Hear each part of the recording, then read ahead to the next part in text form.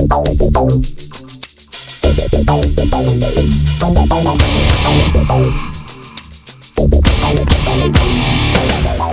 proven internet innovators have a new idea that could forever change the way we watch TV. We're joined from New York today by Spencer Reese, a contributing editor at Wired magazine, who's written all about a new project called Joost. Welcome, Spencer. Thanks so much for joining us. We appreciate it. Pleasure to be here. Spencer, why don't you first tell us by explaining exactly what Joost is?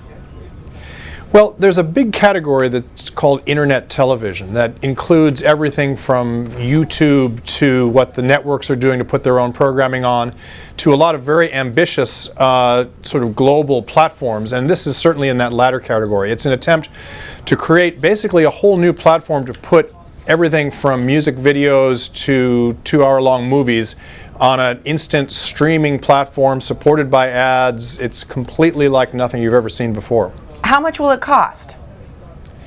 Well, it'll be free to the users. It's advertising supported. I mean, their idea coming into this was that people associate a couple of key things with television. One is it's free, or at least it's free in the sense that you don't, in most cases, you don't pay a subscription. Yeah, you see the commercials. Right.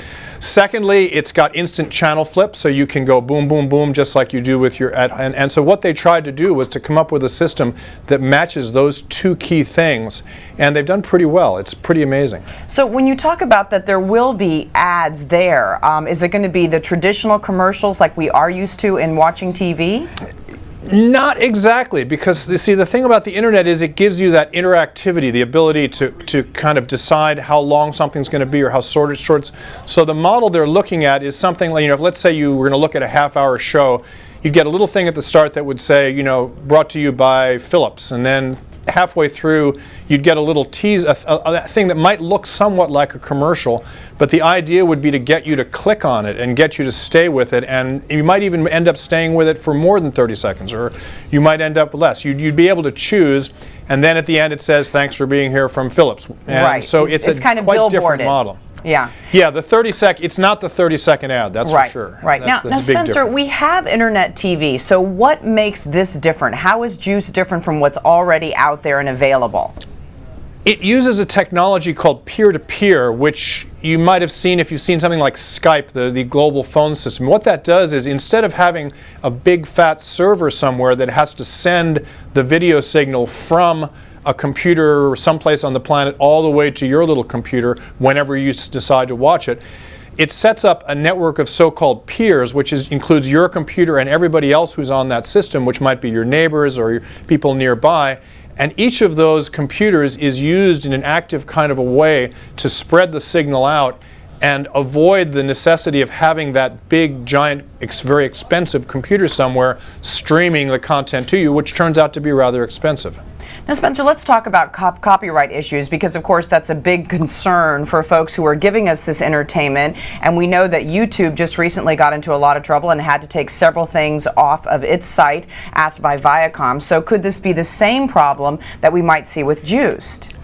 The two people that founded this, Nicholas Zenstrom and Jonas Fries, both got quite, their first career was a thing called Kazaa, which was kind of like Napster. It was the second follow-on to Napster, and it got into huge copyright trouble. Sure. So they have been burned badly by the copyright bug, and they are swearing with this one that it will be only approved copy. In fact, you basically have to be the copyright owner in order to even approach them and say, we'd like to put our stuff on your platform. They then have to run it through a fairly complex compression system to make the data more usable in this peer-to-peer format. So an ordinary user can't just kind of come along and put up his baby pictures or something he stole from a television network or anything else. It has to come in through the front door. And has to get permission. Now, Spencer, in offering this, not just permission, you have to be the owner of the material. Okay. Now, in offering this kind of entertainment, is it a direct challenge, and how will it affect network TV and cable TV?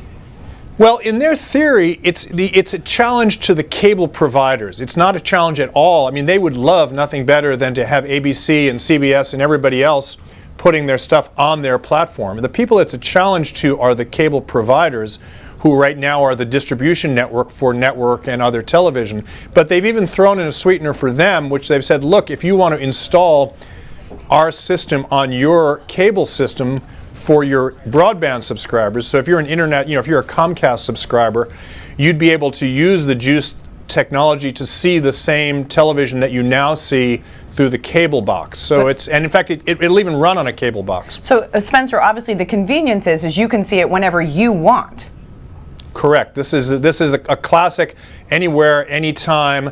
In fact, I mean, the interface is amazing. It looks vaguely like a kind of a cable TV scroll, except you notice interesting things like, oops, over on the side there's a search box. So for instance, you can just type in either the name of a show or a type of programming. You can type in, auto racing, and up will come everything they've got that has anything to do with auto racing. So it's a very flexible system. When can we first expect to see this?